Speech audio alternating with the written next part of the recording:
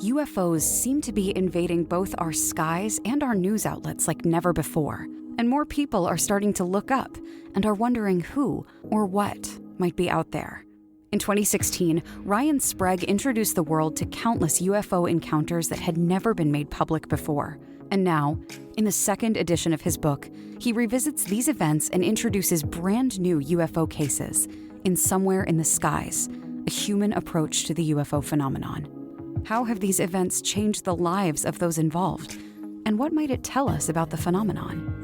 With in-depth follow-ups, brand new chapters, and detailed testimony from credible witnesses and insight from those in the psychological, academic, and scientific fields, Somewhere in the Skies, a human approach to the UFO phenomenon, weaves together a story of stories, attempting to get to the heart of these mysteries one experience at a time.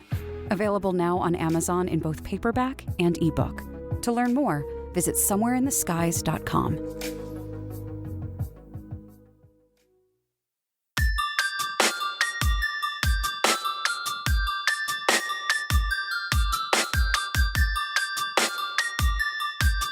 This is Somewhere in the Skies with Ryan Sprague.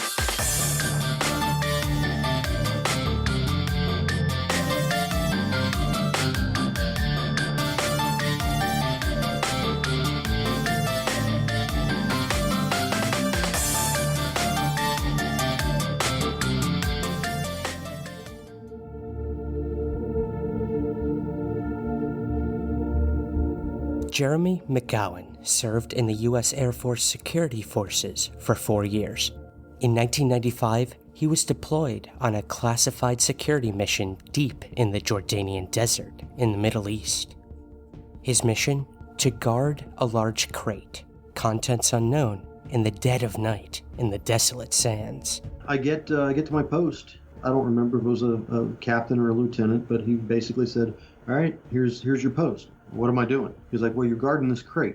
Okay, what's in the crate? Don't ask that question. All right, what do you mean by guard the crate? Where are my SOPs? Where's my rules of engagement? He was like, just don't let anybody near it. Can you define near it? No, just don't let anybody near the crate. Is anybody authorized near the crate? No, don't let anybody near the crate. What happens if somebody gets near the crate? Shoot them. While guarding the crate, he and another security member had what can only be described as an authentic UFO event directly above the crate. I saw his head drop down and swing to the left, and I'm like, yep, he saw it. And he takes the nods off, and he just hands them back to me. He pulls out another cigarette, he lights it, and he walks off. We never spoke about it again. And it just burned itself into my brain, man.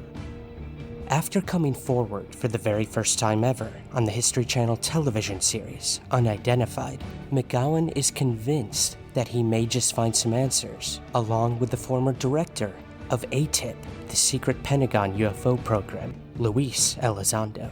And I've had conversations with Lou, and he has never told me what it is. I have a very, very solid belief that he knows exactly what it is. But I also believe that why he knows what it is because of his association during his involvement with the government, which falls under his classification and his security clearance, and he cannot say. He's adamant to me that I am going to know what it was that I saw. And what if the UFO above was somehow connected to the crate below? What could it all mean? And what was in that crate? We might not always be the good guys.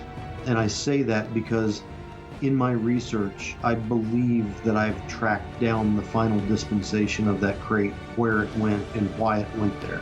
And if my hypothesis and my theory is true about that, the United States may well deserve a lot of the bad monikers that we've earned over the years.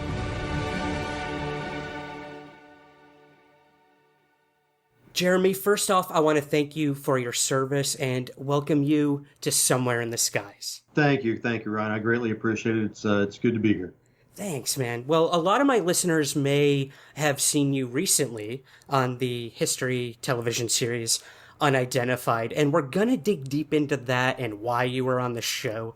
But before we do that, I was wondering, could you sort of paint us a picture for the listeners of who you are and maybe a little about why you joined the Air Force, where you served with your time and what your duties were and all that. Give us the origin story, Jeremy, if you don't mind. Yeah, the origin story, just saying it like that makes it sound a whole lot sexier than it actually is. Why I joined the Air Force, I'd love to be able to say that my whole family has a huge military history, which they kind of do, or I was influenced by a great hero or something like that. But honestly, right out of high school, I was working at IBM, and I didn't really fit in with the big blue culture. I had long hair, probably a little bit of a mullet going on back in those days. Of course, this was the late 80s, so if you didn't play soccer and have a mullet, you were doing life wrong. But I was working in diagnostic and repair of the PS2 systems that IBM had just come out with. And, like I said, I didn't really fit in there. And one day after a particularly crappy day at work, I was riding my motorcycle home, and I noticed an Armed Forces recruiting station off to the side of the road. And I made a U-turn, pulled into the parking lot, walked in. I walked past the Army guys, walked past the Navy and the Marine Corps guys, and the Air Force guys were all the way in the back. And I just kind of plopped my butt down in their desk, and they're like, "Can I help you?" And I was like, "Yeah, get me the hell out of here." And they're like, "What do you want to do?" I was like, "I want to shoot guns and I want to blow stuff up." 6 months later, I'm in basic training and then Desert Storm, and the world was falling apart, and I was right in the middle of it. So that's how I ended up in the Air Force and ended up in Desert Storm.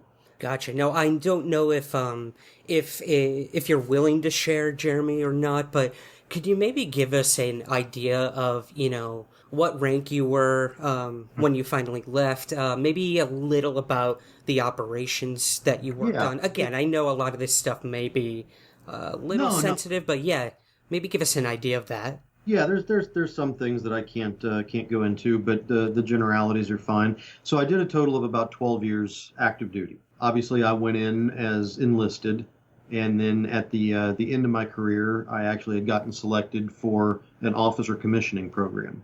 But I'll touch on that in just a second. So the vast majority of my time was spent at the rank of E5, which is a staff sergeant. And I spent a grand total of 2.5 years combined time in the Middle East.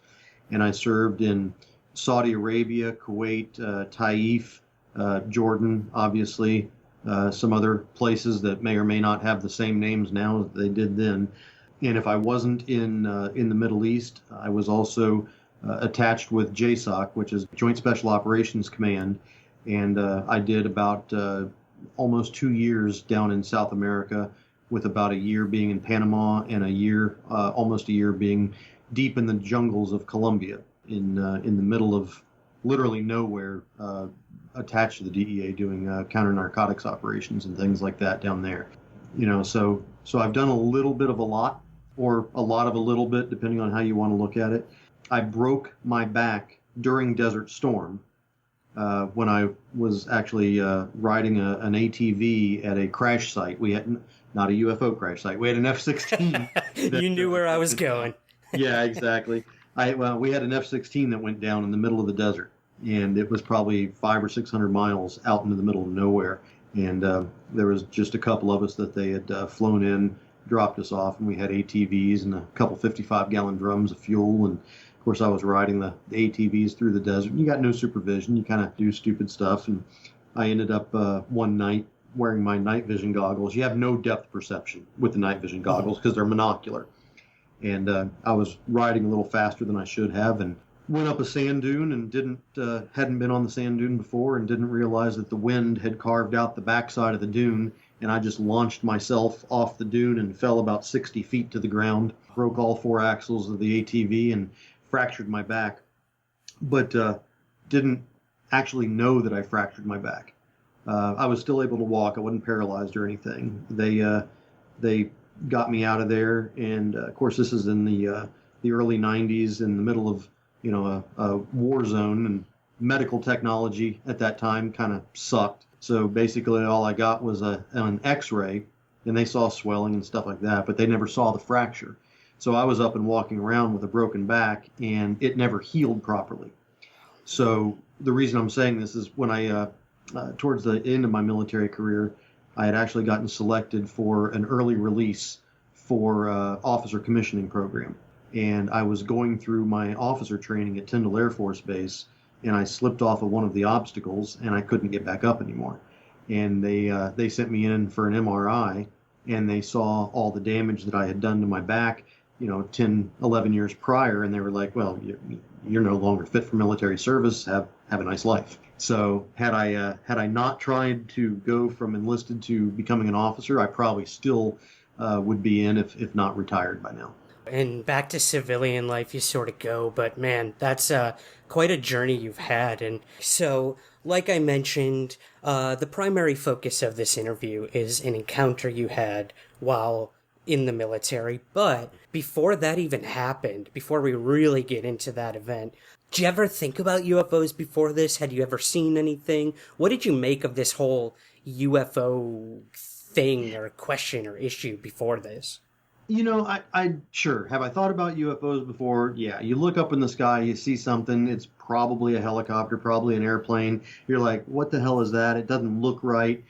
But you're always considering it could be something or it might be something else, right? But it never is.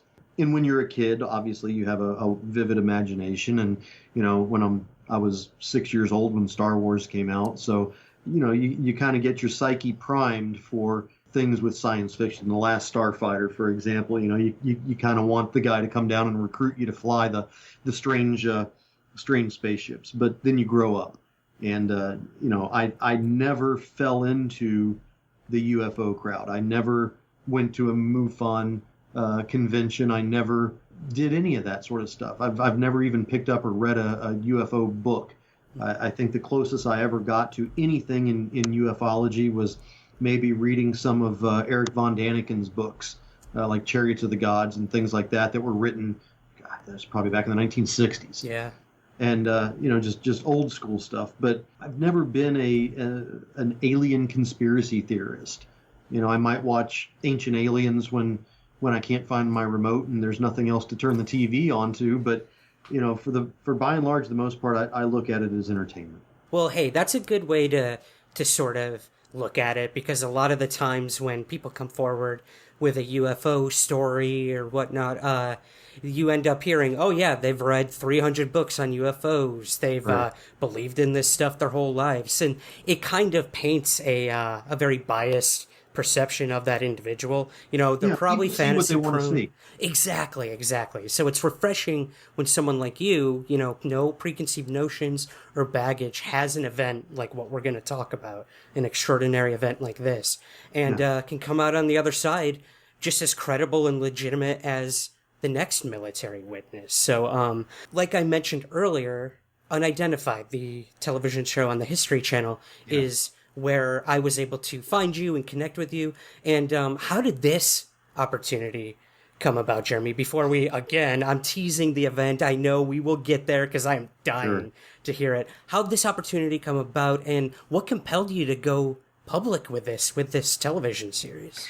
Well, let's answer the first question first. How did the opportunity come about? Mm-hmm. Like I told you, I haven't really dived into the world of ufology. But I was sitting on my sofa one day, and I keyed in on one of the episodes of season 1, and I don't even know what it was. Up until that point, I didn't even know that the series was out. I had never even heard of it because I don't have cable at my house. I use Hulu for everything, so I don't watch a lot of TV. And when I saw that episode, it just happened to be the episode where they were talking about the UFOs and the nukes in season 1.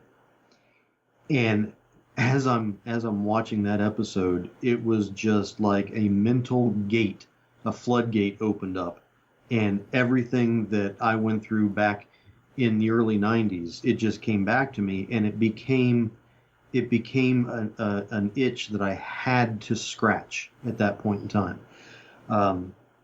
So I got on Reddit, and I didn't want to get on the show. I didn't even think about getting on the show. As far as I knew, it was one season and it had already been done, and it was over and done with. But I get on Reddit and I post a kind of watered down version of my story. But I did it in a way not to I don't even remember if I posted it in one of the UFO subs or if I posted it in one of the military subs. But the idea was I was trying to find anybody that was on this operation that I was on that could validate my story. I wanted to reach out and reconnect with people that had been on this same operation. One person in particular, and I'm sure we'll get into that when I recount the story, but there was somebody with me at the time. And I was hoping that, my God, Reddit is the most wonderful collective group of detectives the world has ever seen. They can find anything. Yeah. So I posted my story in the hopes that somebody would help me identify or track down the guy that was with me. It did not happen. But the comments that I got on the story told me about the show. And I was like, yeah, I've heard of the show. They're like, well, at the end of each episode, they throw up an email asking for military guys to submit their stories. And you should do that. And they said I should do that because they do so much investigation. Maybe they could actually help uncover and track down some of the people that were with me on that deployment. So I did. And that was exactly the idea that I had when I contacted the show. Is I was like, hey, I'm trying to find out if I can track these people down, or if you guys can track these people down. And even after the show contacted me back, and I was talking to Anthony Lapp and the other producers and such. Even when I was being interviewed by Lou, I'd asked them, hey, can you help me find these people? I want validation. But I sent the email to the show. And I didn't hear anything. It must have been weeks, if not a month or so, had gone by. Then, out of the blue, one of the producers contacted me, and the email was kind of sketchy, kind of standoffish, because they didn't know me, but they were just basically asking if I would want to give more information or more detail on my story. And I was very skeptical. I was very hesitant because I didn't really want to give more information on my story. I wanted them to help me find people to validate my story. So through a series of emails and conversations and things like that, I became a little bit more relaxed with them. The people on the show, the production team on the show, they are extremely professional. And not once during any of this did I ever felt like I was being made fun of or laughed at or anything. These guys were taking this seriously. Then moving through, they fly me to New York, and I sit down and I have conversations with Lou before and during taping and even after taping, and I met Anthony and these guys, and man, I tell you what, I didn't think that anybody took this crap seriously. And it was such a refreshing thing because, and I think one of the reasons that people are starting to come out more, especially from the military, is there has been this stigma for so long about this that you don't, I even said it on the show, you don't want to be the guy that sees the UFO. Yeah. You don't want to have that label on you, right? But the way that Lou and Anthony and the show has put this stuff together, and I want to say the show is not Lou. Mm-hmm. The show is the History Channel with A&E Networks, and it has creative licenses. Lou is TTSA, and it's two separate entities. Lou doesn't do creative on the show. The show doesn't tell Lou how to do his job. It's like a docu-series that kind of follows Lou and his guys around. But I'm sitting there and talking to both sides of the house, and they were absolutely serious. And like I said, I think this is a reason that a lot of people are coming out, is because now there are these credentialed individuals. Lou with his background, and I won't go into it because everybody knows what his background is by now. And Anthony was a war correspondent and a war journalist with serious journalistic credentials behind him. And when these guys are taking you seriously, and it comes across in the show and the production value and everything, and I think people see that this is not a farce. This is not some ancient tech decided how to liquefy rock, and that's why some ancient temples have perfectly rounded corners. No, this is legitimate, sticking to the facts type of reporting, and it made me talk about it.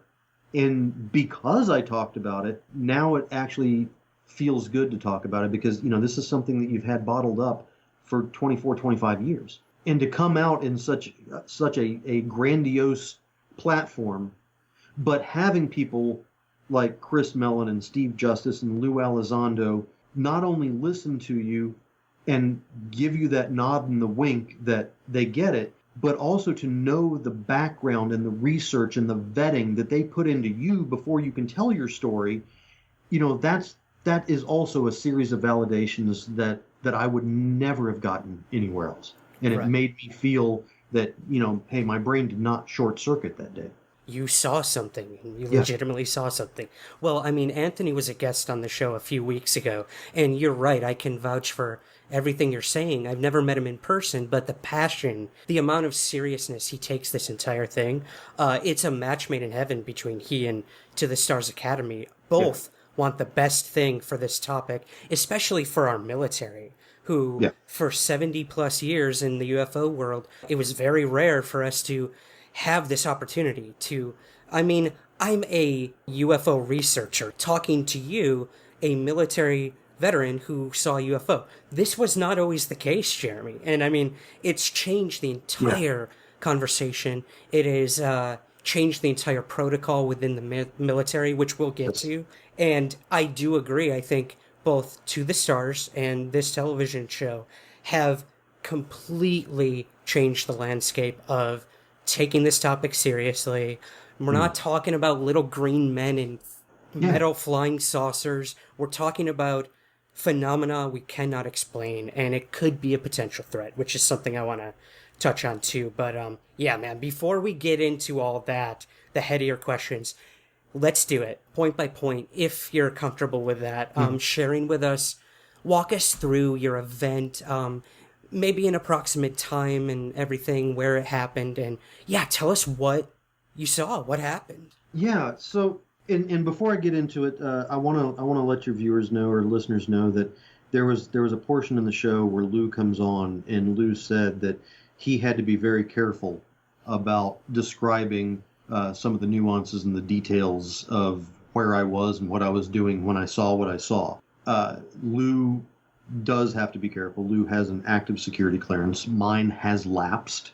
I no longer have a security clearance, and I am no longer, or never was, representing the History Channel or A&E or anybody like that. So what I say is not a reflection of those production houses, and I'm not beholden to their attorneys either. So there are some things that I got to choose my words carefully. Yeah.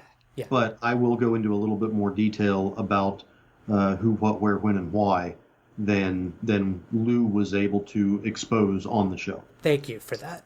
Yeah, absolutely. They did a great job on being able to tell the story, but there was a lot left on the floor, on the cutting room floor. But they did a fantastic job being able to keep the continuity and keep the understanding there. So basically, this happened in the early 1990s, 1995 to be exact. And keep in mind that just 4 years earlier, the Soviet Empire had collapsed, and this was precedent-setting. We had never seen in our lifetime such a collapse of society. And we saw the formation of nation states. We saw countries being born from the rubble of the Soviet Union. And these countries, they didn't have a political history. They had just became an entity. And a lot of these entities had nuclear weapons because the Soviet Union, the Soviet Empire, had placed nuclear weapons throughout their entire territory. So when nation states like Georgia or whatever would break off, now they have a new government, a new parliament, a new military, and oh my God, they have nuclear weapons. So that is kind of the backdrop for this. I was stationed at Pope Air Force Base, and Pope Air Force Base no longer exists. It's now part of Pope Field. It's called Pope Field, and it's part of Fort Bragg. But back in the 90s, Pope Air Force Base was kind of an open secret with the Air Force. We were where most of the deployments occurred. I think out of the 4 or 5 years that I was at Pope, I was maybe only on base for 6 or 7 months of that time. and I was deployed for the vast majority of it. This is where I was attached or assigned to a lot of deployments with JSOC. We had Delta Force was at our back door. The Green Beret Training Center was, out of our side gate. Richard Marchenko would come and go quite often. I remember having a beer or two with him on occasion. Could you share with us, Jeremy, who that is for some of our listeners who might not know?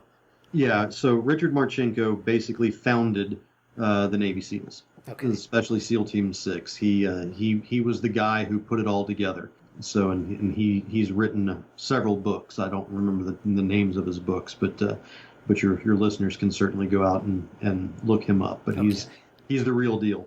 But anyway, we were always accustomed to getting strange deployments and no notice signals to get our go bags and get on an airplane. But usually they were just for training. But this one was interesting. There was myself and 9 other people that they got told to pack a bag and get on a plane. And we had no idea where we were going. We initially flew to Dover Air Force Base in Delaware and transferred aircraft. And then we hopped on and honestly, I don't remember if it was a 141 or a C5 at the time. I want to say it was a 141, but I honestly don't remember. And they still didn't tell us where we were going until we were well airborne and past the point of no return on our trip. And they told us that we were heading to Jordan. And I was like, what the hell's in Jordan? Because, at this time I'd been in the military for a few years, and, I'd already served a significant amount of time in the Middle East, and I'd done the Desert Storm thing, and nothing had ever happened in Jordan. We were familiar with Syria. We were familiar with Taif and Al-Kars and Dhahran and Saudi Arabia and, all these little cities or areas or territories or AOs, but nothing had ever happened in Jordan. So we were really curious about what's going on.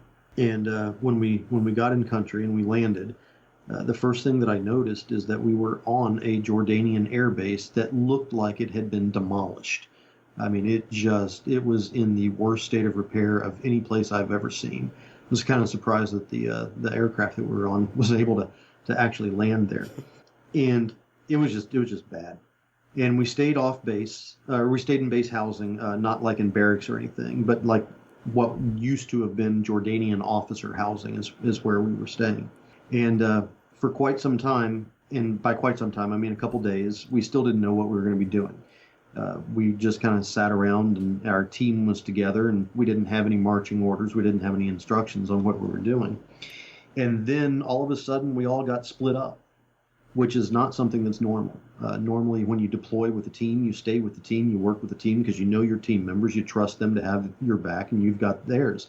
It's very rare that you get deployed and then moved off into another team with working with people that you don't know, but that's exactly what happened.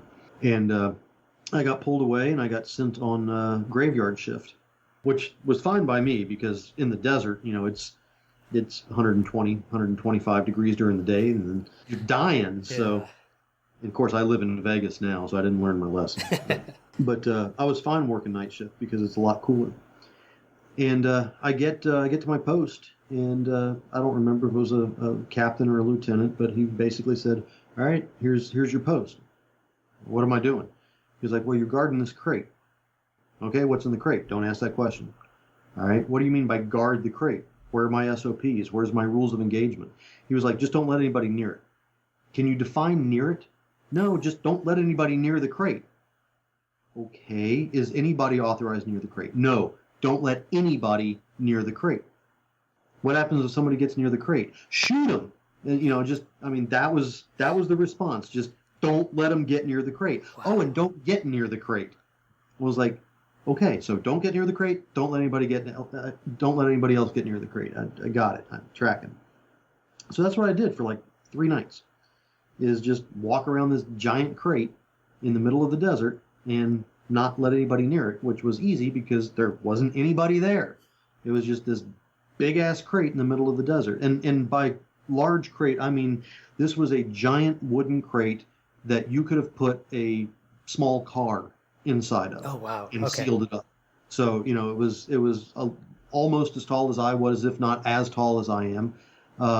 And, probably 15 feet long, maybe 8-9 feet wide, in solid wood.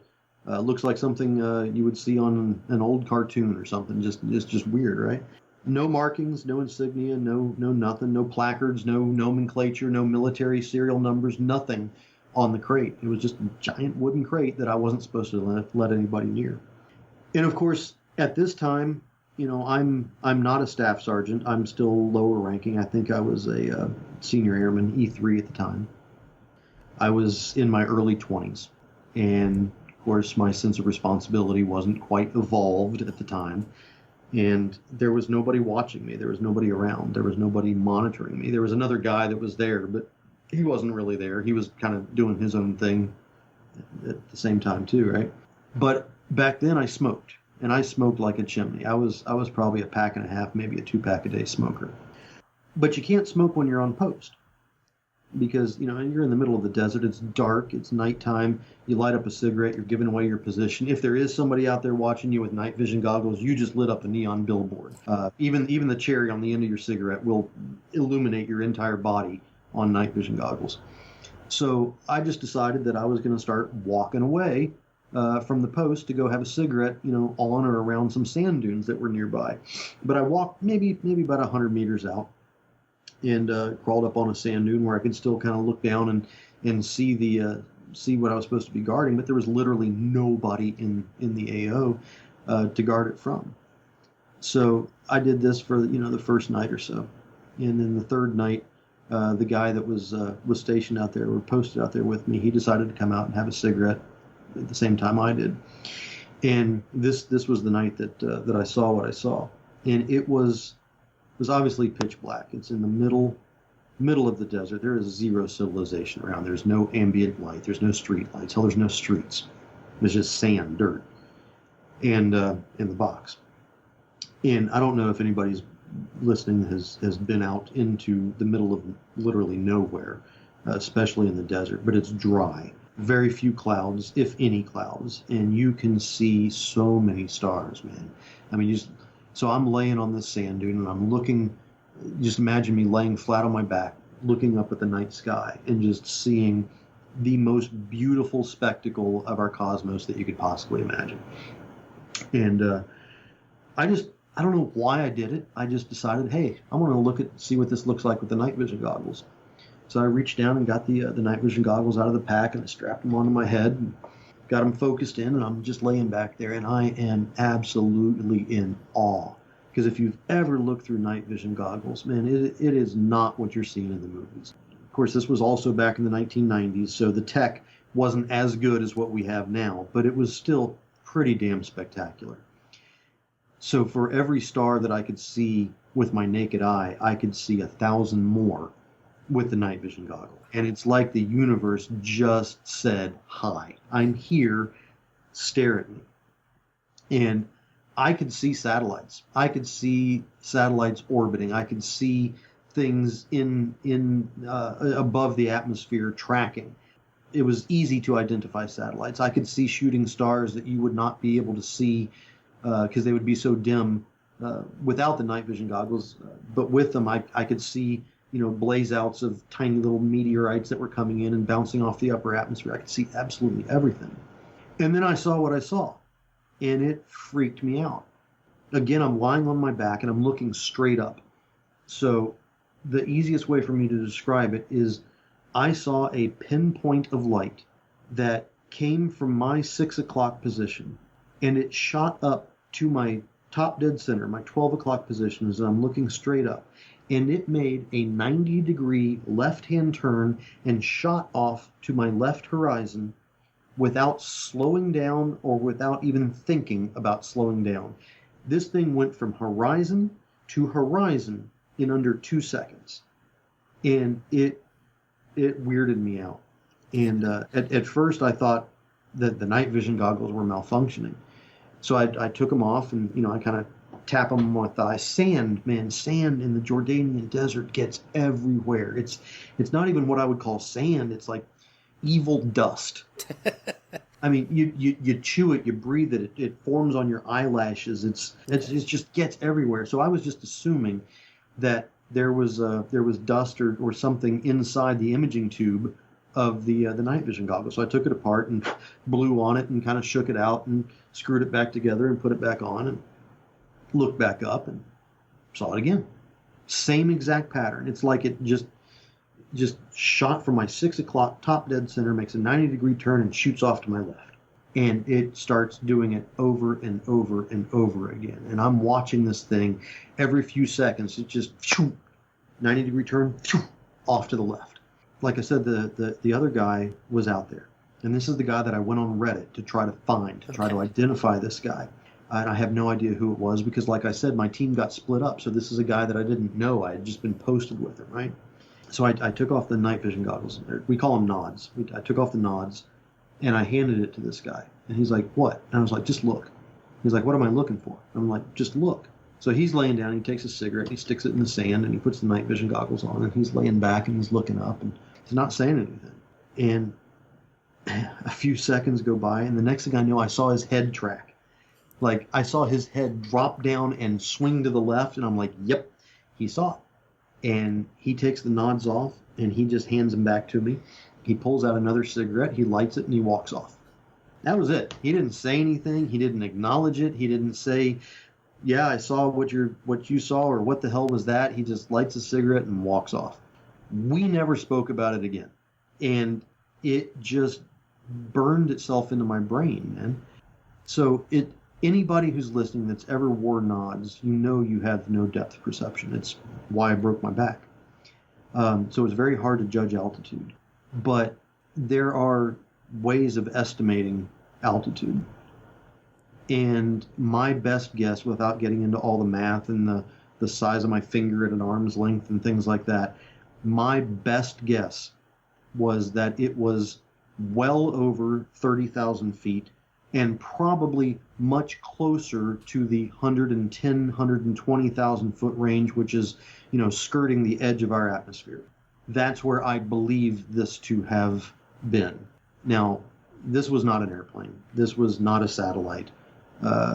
Because we were where we were, this was restricted flight areas.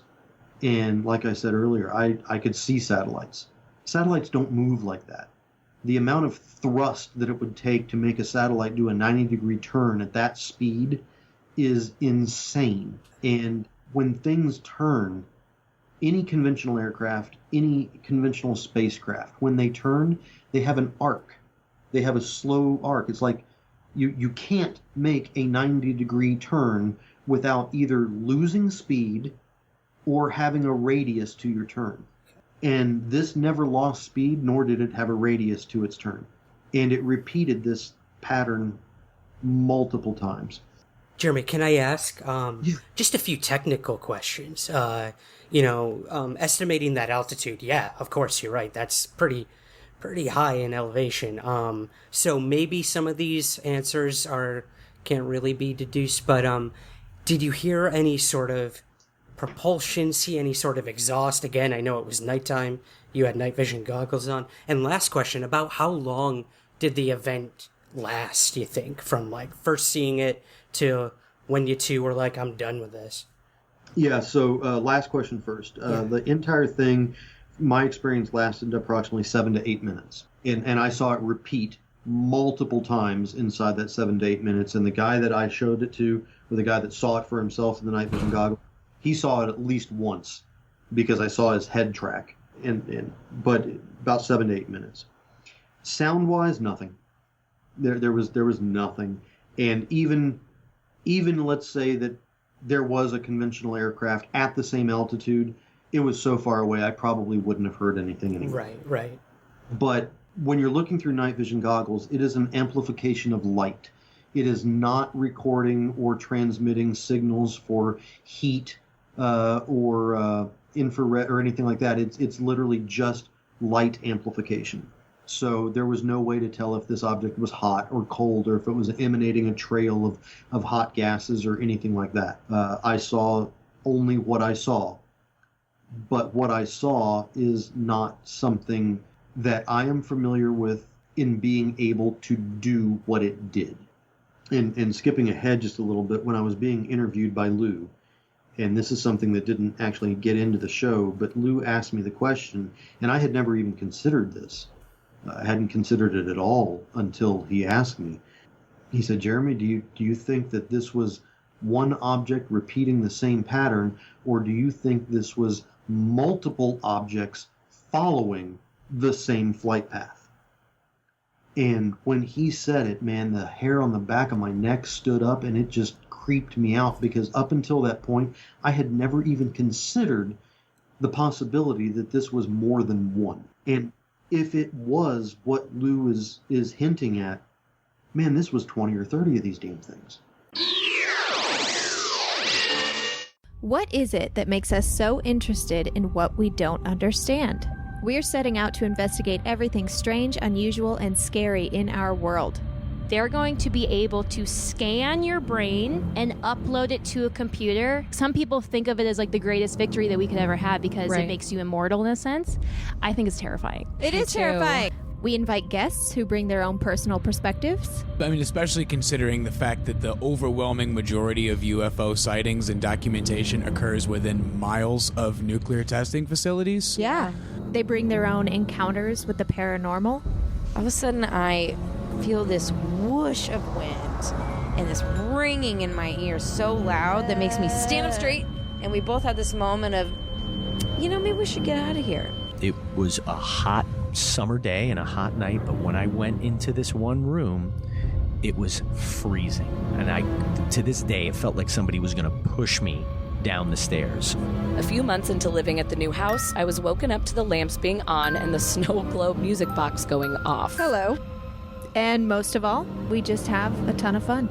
Jacques would never eat, not a single bite, just sip from his glass of wine. He was a vampire. He was a vampire. 100% a vampire, holy buckets. My name is Ashley, and this is my co-host Lauren. Hello, weirdos. And you are listening to Keep It Weird.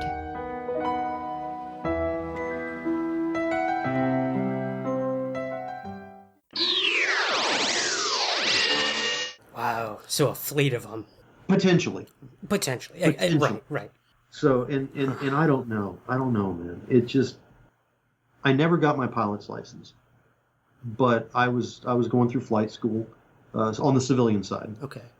And I've flown tiny little single engine aircraft, and I've got probably maybe 115, 120 hours as pilot in command of small single engine aircraft. And I studied aviation administration in college and aerodynamics and things like that. And this did not do what conventional wisdom dictates that something that moves does. It just didn't work right. Well, the UFO itself, Jeremy, is super intriguing, but it seems like all roads lead back to the crate. So I want to dive into the more sensitive part of all this with you, if we can. First of all, did you report this to anyone, or was it kind of such a odd experience and it was like, all right, that was interesting, but you didn't see any potential threat at the time? Any reporting protocol or anything like that? Okay. No. There is no way in hell that I would have said anything to anybody except for the guy that saw it, right? And he didn't say anything else about it, for two reasons. One, it's the 1990s, and I saw a UFO. Right. What the hell, right? I mean, we don't have, at least my unit didn't have written operational procedures on how to go about reporting that. Second thing is, I had walked away from my assigned post. I'm smoking a cigarette on duty when I was told to guard this really super sensitive crate, and I just kind of said, screw it, I'm going to go have a cigarette. So no, I'm not going to walk up to my CO or to whatever the guy in charge, the major, or the captain, or whoever he was, and goes, hey, when I was abandoning and derelict of duty and smoking a cigarette, I saw something that I want to report. So the thought of reporting it was not something that I was going to do. Before we get to the crate, Jeremy, I remember in the interview with Lou on the episode, you mentioned there were all types of military at the base at the time, and officials and agencies.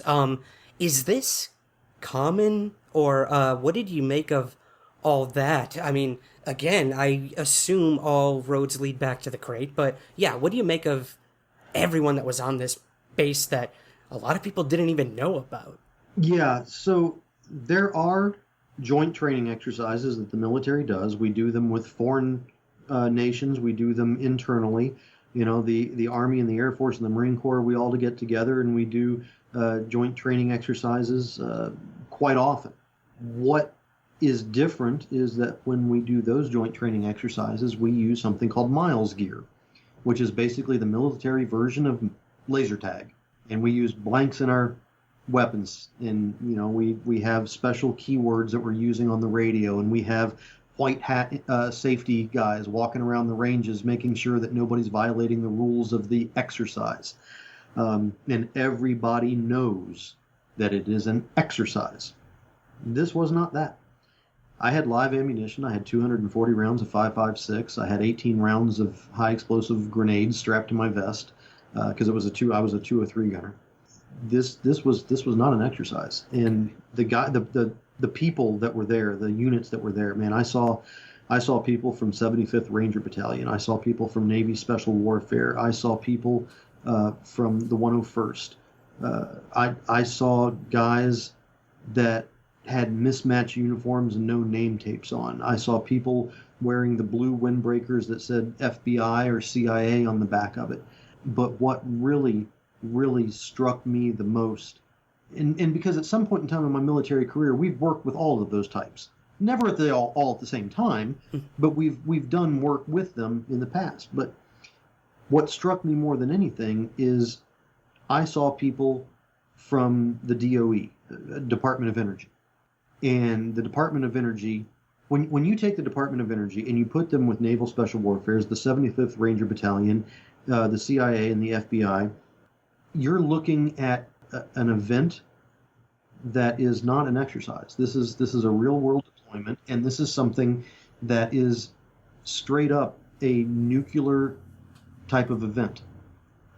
You don't put that type of time, manpower, resources, and personnel into something for training at that level, and you certainly don't do it with live ammunition. Okay. So this was, everybody that was there is involved in nuclear safety operations. So that leads to the obvious question now, the crate. I mean, I know you said you've since spoken to individuals who can kind of paint a picture for you of what might have been in there, or why, or who, or so I'd love to get into that, Jeremy. Whatever you can share, your own personal opinions, or that which was told to you. What are we talking about? What do you think was in that crate? And was it at all connected with the UFO activity? Yeah, so last question first. I absolutely positively believe that, yes, it has a direct correlation with what I saw in the sky. At the time, again, this is early 90s. I'm in my early 20s, and nobody's telling me anything. But through observation, through looking around, through seeing all these people in the Department of Energy, you kind of put things together just based on personal observation. Given the fact that the Soviet Empire had collapsed, and given the fact that at the time it was a known issue to have lost or stolen nuclear devices from the Soviet Union, and we'd had security briefings and safety briefings on things like that, and that was something that people were looking for actively, was trying to account for nuclear weapons from the Soviet Union. But I was under the impression that what was in the crate was ours, and that it was probably something that would emit a radioactive signature that our satellites or our sensor tech on our aircraft would be able to identify in an effort to kind of train our guys on how to look for lost or stolen nuclear devices, because if you're doing like an aerial survey, you're putting giant X's on the ground to zoom the cameras in and get the focus and things like that. So I just kind of assumed that maybe what was in this crate was something that would trigger the sensors on the aircraft that were looking for this, right? And I just left it at that for years. But it still bugged me because the ops tempo was not that of an exercise. It was that of an actual real world event. And it bugged me, and I just started thinking over and over the course of 20-some years that the idea that this was just some sort of signature device inside this crate didn't work out for me. So I just started basically putting boots on the ground, and I started digging things up and calling people and talking to people.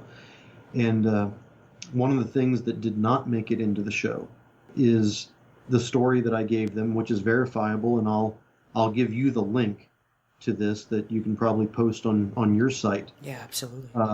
But there is a document from the CIA, and it's hosted on CIA.gov, and I've got it up here on my screen, but it's testimony by the Director of Central Intelligence, John Deutsch, and it's from March 20th, 1996, less than a year after my experience in Jordan. And this is a direct quote from John Deutsch during his congressional testimony. Now, keep in mind, this is a year after my experience. And he says, "We have no indication that Iraq has attempted to acquire fissile materials from the former Soviet Union.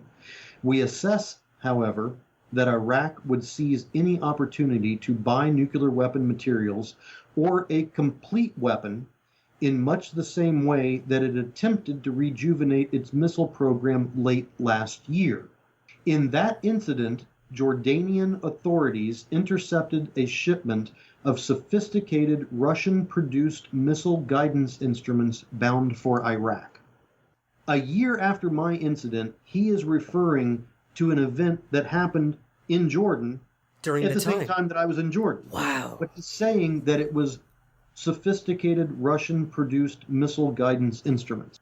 Okay, sure, maybe, but when I saw that and I read that, and this is multiple pages of information. I mean, this is a congressional testimony that just goes absolutely bonkers. I mean, he's talking even about the ability to bribe certain Russian guards with bottles of vodka to allow passage without papers to smuggle nuclear material across, Eastern Europe.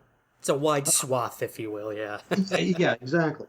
Anyway, I really went down the rabbit hole, and I started turning over everything, and I started digging where anywhere I could dig, and keep in mind that this is all open source. None of this was classified. This was just picking up the phone and calling people and talking to people and saying, "Hey, I know that you were in the military at this time. Did you happen to have anything to do with this exercise? Were you there?" And finally, I landed on one guy who was actually interviewed by the History Channel. They did not air his testimony, but they used him as validation for my story.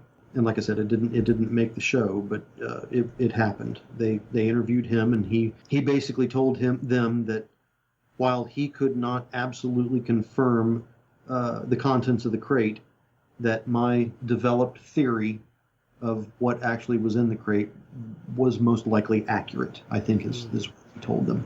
But to backtrack a little bit, and not to take up a lot of time, I believe now that what was in the crate was not just sophisticated Russian guidance material. It was actually a recovered nuclear warhead that had been intercepted and was probably bound for either Iraq or North Korea, and that most likely Jordanian authorities had intercepted it, and then we got it from Jordan, and that's what was in the crate. And I'll even go so far as to say that I believe it was probably, and there are reasons that I'm saying this, I'm not going to go into how I got to this conclusion. Anybody that's listening to this can do their own research and probably dig up the same information. I'm just not going to say how I did it. But I honestly believe that what was in that crate was what's called an SS-24, and it is basically a nose cone of a Russian nuclear ICBM that carries 10 warheads, and I believe that 8 of the 10 warheads were still on that device inside that crate. That just gave me chills, man. Yep. Even thinking about that. That is a massive force of power right there. Yeah. Wow. And one of the reasons, I will say one of the reasons, because this is something that nobody else can do because it's no longer there. It's gone and done with. But going back to saying, when I was in my early 20s and people tell you to do something, you kind of tell them to screw off, and I have no supervision, and don't get near the crate. Okay, well, what do? I get near the crate. Hell, I stood on the crate. I laid on the crate. I sat on the crate. I pissed on the crate. Because there's nobody there, right? And about 9 years ago, I got diagnosed with a very specific type of skin cancer, which is caused only by radiation exposure. Now, luckily, I've had it excised. It was surgically removed, and it has not reoccurred. But it was in my groin, and I am not a nude sunbather. Other than sitting on that crate and pissing on that crate, I have no reason to think that I was ever exposed to radiation anywhere else in my military career or civilian life. And going back through the way that I think of things, the way that I put things together, if I'm secreting fissile material, if I'm secreting stolen warheads or bought warheads across Eastern Europe, these things are heavy, man. I mean, they've got lead shielding, they've got lead plating. They're radioactive, so they're secured, and they have radiation dampening provisions to them. But if I'm going to put that in the back of my truck, I'm going to get rid of all that. I'm going to make it as light as I possibly can, because the guy that's paying me for it, they want the radioactive portions. They don't care about the shielding, because they're going to either use it or they're going to reverse engineer it. And I'm going to put it in the back of a truck, and I'm going to make it as light as I can, because I want to extend my fuel supply for as long as I can possibly drive that thing. Right. So I really think that crate was hot. And that just amplifies the fact that a UFO was possibly sighted during that. And I got to ask, when it comes to discussing the UFO portion of this story, Jeremy, with Lou, did you guys deduce at all what you both personally or collectively think the thing might have been in the sky? Or do you have any idea in retrospect now? Or are you just as mystified today as you were back then? So I had a conversation with Lou before the taping. We kind of accidentally bumped into each other at the hotel the day before the interview. And Lou told me things that it blows my mind, man. The validation of what I saw, the fact that I'm not the only one that has reported these things, the fact that I'm not the only one that has reported that thing at that time, at that place, the fact that what I saw fits into a very specific pattern, it fits into a very specific association of nuclear movements, all sorts of things. And I've had conversations with Lou post the show, and he has never told me what it is. He has never told me if he knows what it is. I have a very, very solid belief that he knows exactly what it is. But I also believe that why he knows what it is because of his association during his involvement with the government, which falls under his classification and his security clearance, and he cannot say. So until an open source verification of that information becomes present, or until the government declassifies what it is, Lou is censored. It's frustrating because us as viewers, and especially the UFO community, are frustrated that we can tell he knows more than he's allowed to talk about. Sure. But he has stated as such and made it very clear. And, I respect him for that. There are certain things he cannot talk about, but he's still pursuing these things. And, we've even floated the idea that he's finding individuals to proxy this information through that can get it out to the public. Now that's a whole other story, but what do you think? I never got that feeling from Lou. Lou and I have a lot of commonalities. We both belong to a very specific fraternal organization, and I found that out when I met him in person. So there are things that he has told me that I trust implicitly, because we both have taken two of the very same oaths, one with the military and one with this organization. And so I trust him more than I trust most people in giving me information like that. But I think Lou's on a mission. I think Lou's on a mission to uncover and find unclassified sources to validate the information that he already has in his head. He's adamant to me that I am going to know what it was that I saw, that I will, in my lifetime, know what it was that I saw. That's exciting. Many UFO witnesses never get that opportunity, especially in the military. Well, sort of piggybacking off of that, Jeremy, what you saw. I know you're sort of new to the UFO world, as it were. I am a UFO researcher who focuses on individuals who've had an experience. Everything from a light in the sky up to the most sensational claims of alien abduction and everything in between. But it's not even those experiences or my own beliefs or judgments on it. It's how it impacted the life of that witness, of that individual. I gotta ask you, after having this UFO event with something on the ground that is highly, highly, highly sensitive, what does this leave you feeling? Has this UFO event impacted your life or changed you in any way? Yeah, it pissed me off.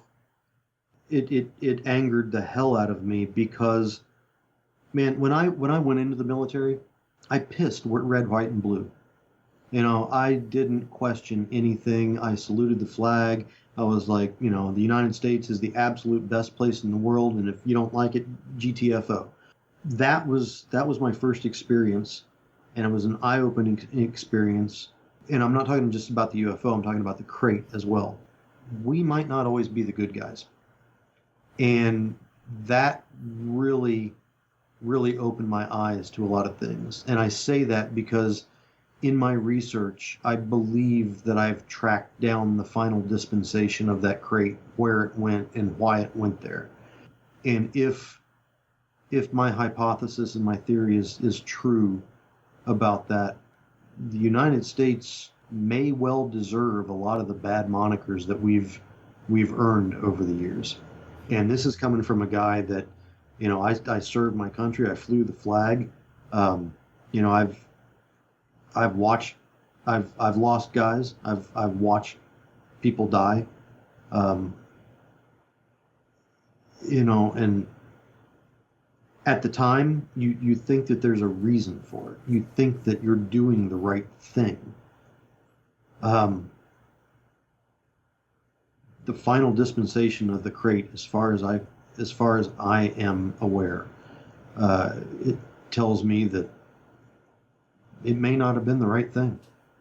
And taking the fact that if the government did what I believe them to have done with that crate, they are pretty capable of lying about just about anything. You ask me if it changed the way I look at it. I don't trust people for shit anymore. We can't even pretend to know what, you're talking about and when that will come out and when you'll finally have that vindication. However, that's a very strong statement to make, but clearly justifiable. So you have to wonder, if it was used for purposes that aren't so, well-natured as a country or whatnot. It's too bad that damn UFO didn't stop it, these are questions you'll probably struggle with forever, and Lou will probably struggle with, and all of us will. So yeah, I told Lou and I told Anthony my theory behind it, and they didn't agree, they didn't disagree. Lou seemed to accept my idea of the final dispensation and where things went just because of his experiences, and I think he was not nearly as shocked as I was because he's been in that world. Their reaction to when I told them about that was enough validation that I'm on the right track. It did not make the show at all for obvious reasons, and I'm not even saying here what I believe the final dispensation of that crate to have been. But the guy that they tracked down and the guy that they interviewed, that's what he validated. He said that my theory on that is more than likely correct. That is completely fair. I'll leave it at that in terms of that. Well, switching gears a little, Jeremy, I got to throw a couple listener questions your way, if you don't mind. Yeah, sure. Cool. Yeah, we had some excited people on Twitter and Facebook for this, man.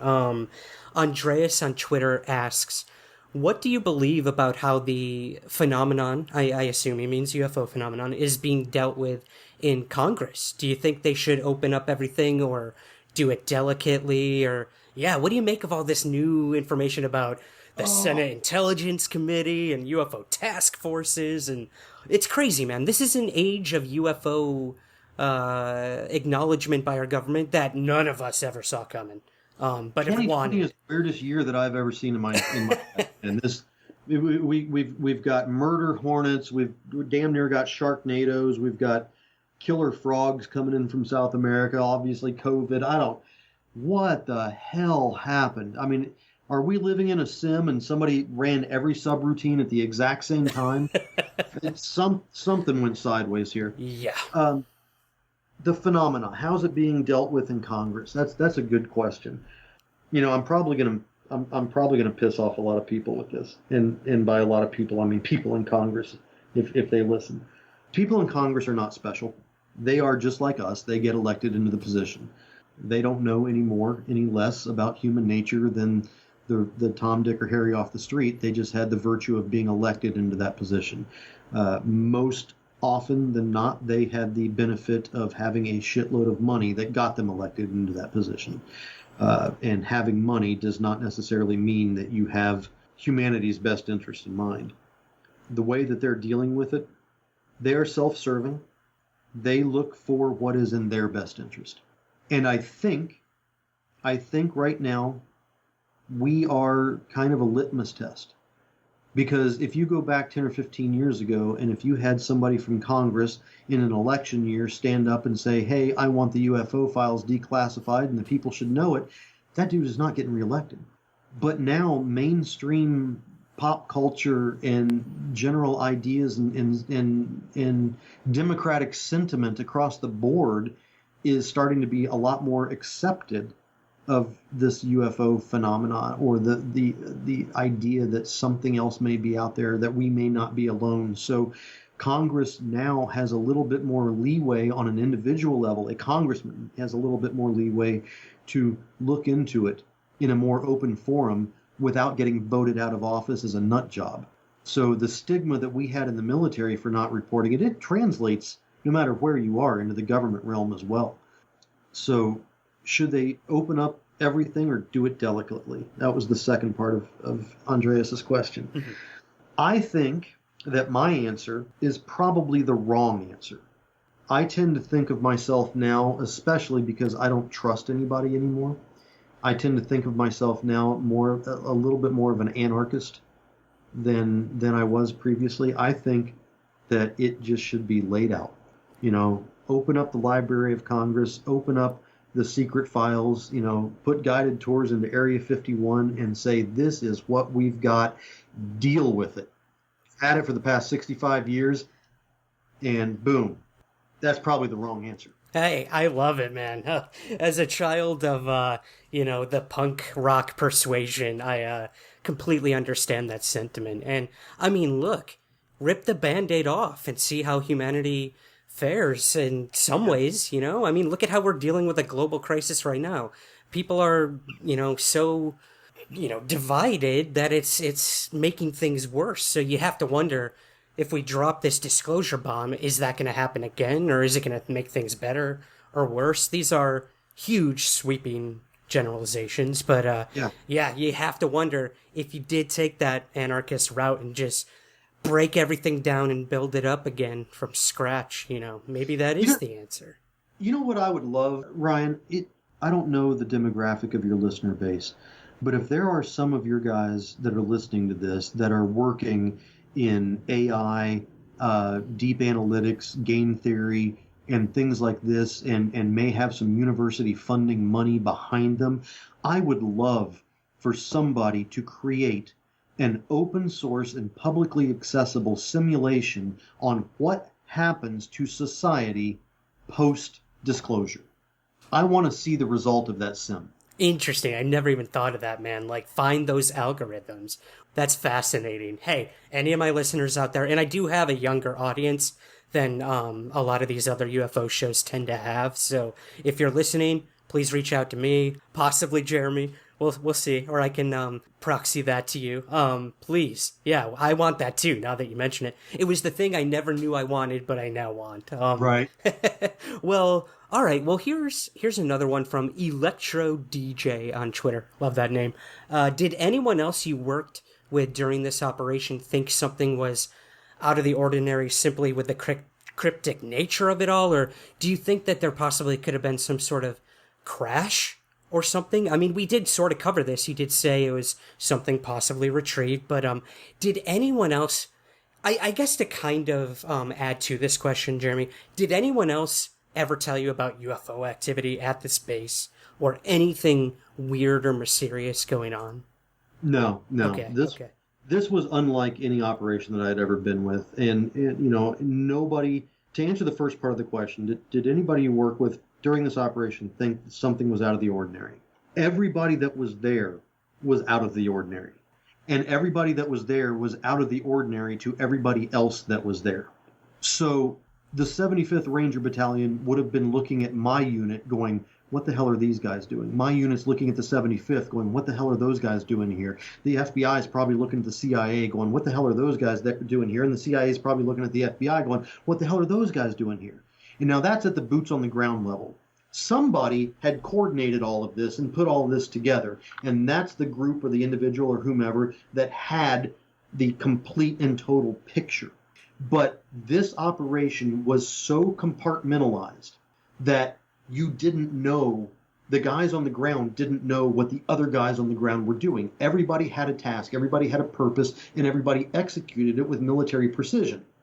But we didn't know what the other side was doing. So there wasn't an opportunity to think that something was out of the ordinary, because everything was out of the ordinary. I have to ask, as an Air Force guy, the Navy now has new UFO reporting protocol. The Army is working with Lou and To the Stars Academy on looking at materials, possibly extraterrestrial or not man-made. That's a whole other conversation. But I have to ask you, as former Air Force, why has the Air Force been so quiet about all this? I mean, what we would assume they'd be the first. Yeah, we haven't been quiet. You know what we did? We created the Space Force. Mic drop right there. You're so right, man. I didn't even think about that. Everybody else created a form to report it. We created a new branch of the military. Really good point, especially right now when we see what Russia's up to. And possibly sending weapons up there already, man. Didn't even think about that. You're right. I have no argument there. Let's move to Peter on Facebook. He asks, what happened to the crate after that? Did you ever see it again? Or, what happened there, man? Well, that's what I was talking about. I think that I am about at an 80% self-convinced position that I know what happened to the crate. And that's what I said has pissed me off. And that's what I said, that it's a high probability that the United States is not the good guys, oftentimes. And if that is true, that has changed my entire view of geopolitics at the macro level. Nothing that happens can be definitively explained upon first viewing. Anything that you see on world news. I mean, we're what, maybe 5 or 6 hours in as we're recording this. There was an explosion in Beirut earlier today that looked, or they're saying it was a fireworks factory that went up. But if you look at the pressure wave that came off that thing, have your listeners look up what a Tsar bomb is, and look at the explosions and the pressure wave from the Tsar bomb, and then compare it to the pressure wave that came off of this fireworks factory. Yes, there was a fireworks factory there. Yes, you can see fireworks happening. Yes, the smoke was purple, which probably indicates potassium iodide in the smoke from the fireworks. But that pressure wave was a singular explosion, and it really looks like something like a Tsar bomb. And you put this together with the location being at a port and being in Beirut, and man, I'm telling you, If people believe that that was a fireworks processing facility that caused that explosion and pressure wave, they are discounting so many other things that it more than likely is. Everybody uses Occam's razor. If you don't know what the truth is, the most simplest explanation is probably the right explanation, or paraphrasing it. But now that I know what the government does and what other governments do, that is the simplest explanation, man. I think that in that case, probably what happened in Lebanon is they were transporting one of Soviet's very powerful non-nuclear bombs, and somebody had an oops. Well, we'll let our conspiracy theorists run with that, but that is a highly educated observation, Jeremy, I'd say, on your part. So I'm not discounting anything, absolutely anything at this point. But to answer Peter's question, yes, I've tracked down people that were on the receiving end of that crate and were in different locations where the crate ended up, and it doesn't make me happy. We'll leave it at that. All right, our last listener question here comes from Lisa, and quite a few others, myself included, have this question for you. Have you talked to any of the other people that Lou interviewed this season, past season, or not even on the show? Other military officers? Has this kind of opened the world and the discourse for you with other servicemen and women about this topic at all? It has, but I approach it with caution. Mike Via, I don't know how to pronounce his name. Mike, if you're listening, I apologize for butchering your name. Mike was the guy that was featured in the Black Triangle episode, in episode 2. And he was the naval signals analyst. That was in episode 2. Mike and I tracked each other down, and we've had a series of conversations. And we've kind of refined our own personal theories about things and shared a lot of things that you're not going to see on the show. We've shared a lot of things that you're probably not even going to see if you dive into the Black Vault and things like that. Just things that we've had access to that we're not either capable or ready to mention.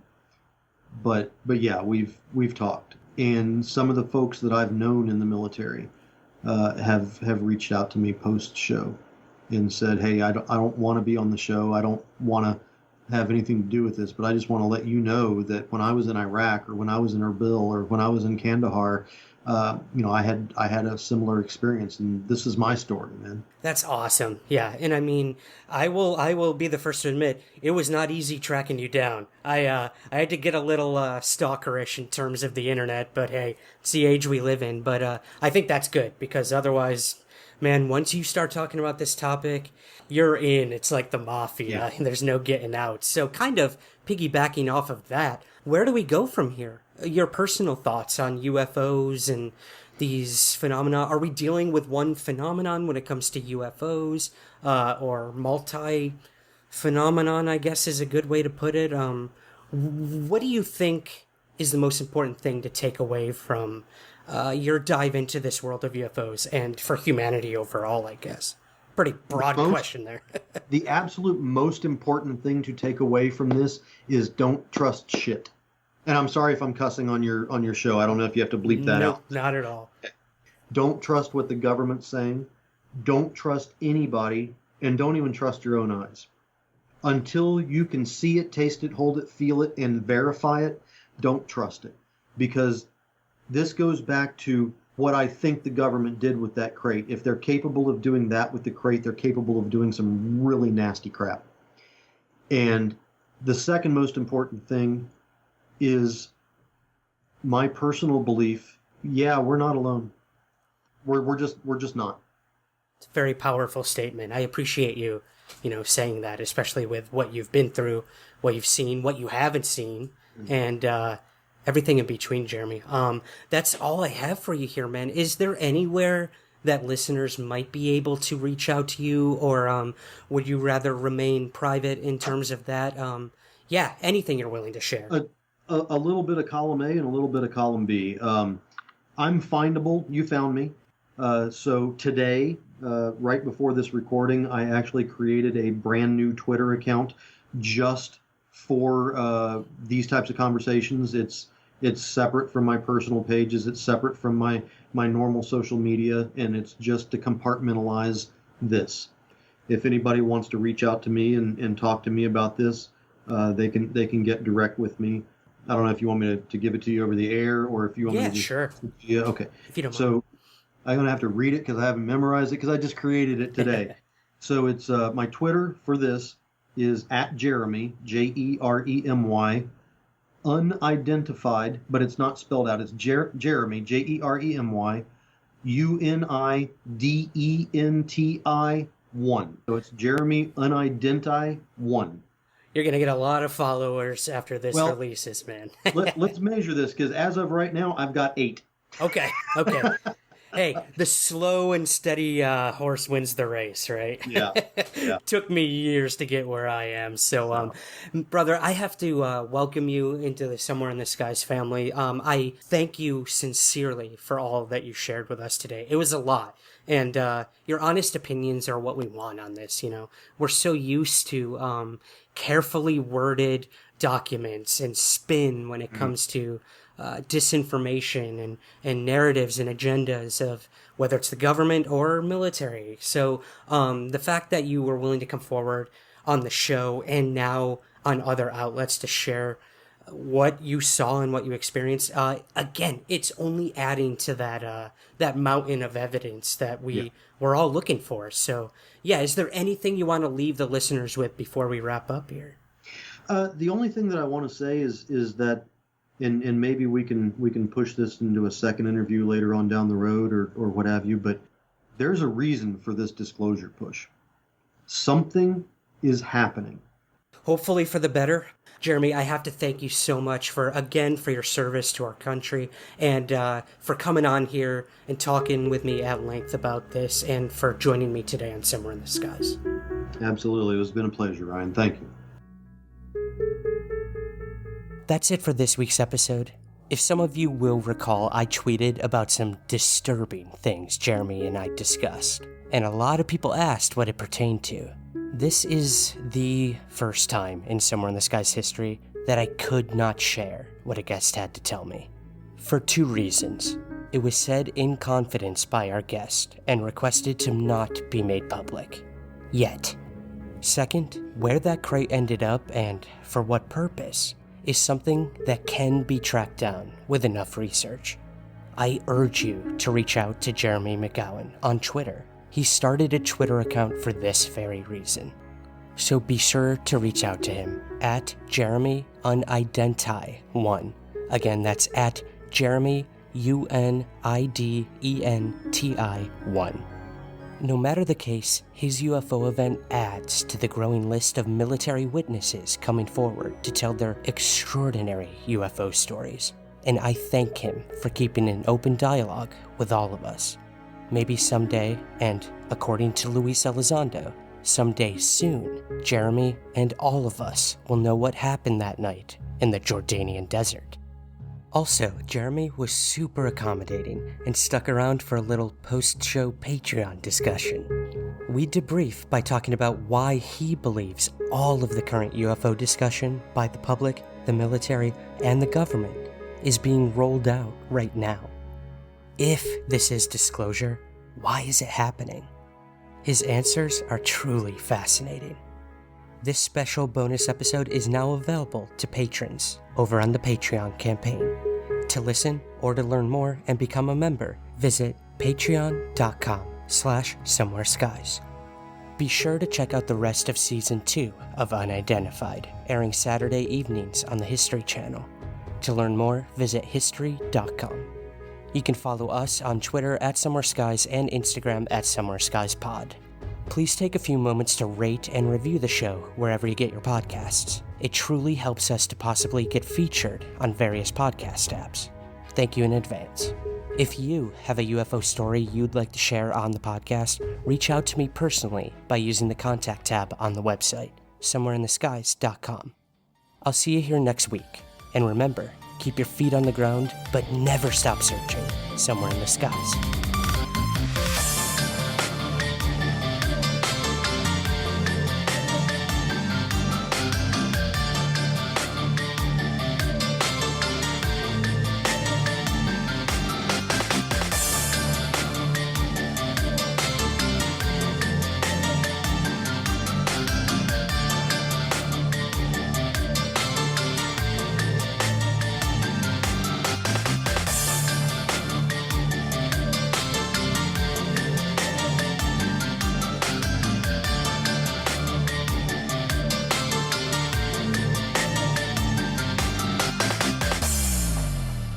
Somewhere in the Skies is produced by Third Kind Productions in association with the Entertainment One Podcast Network.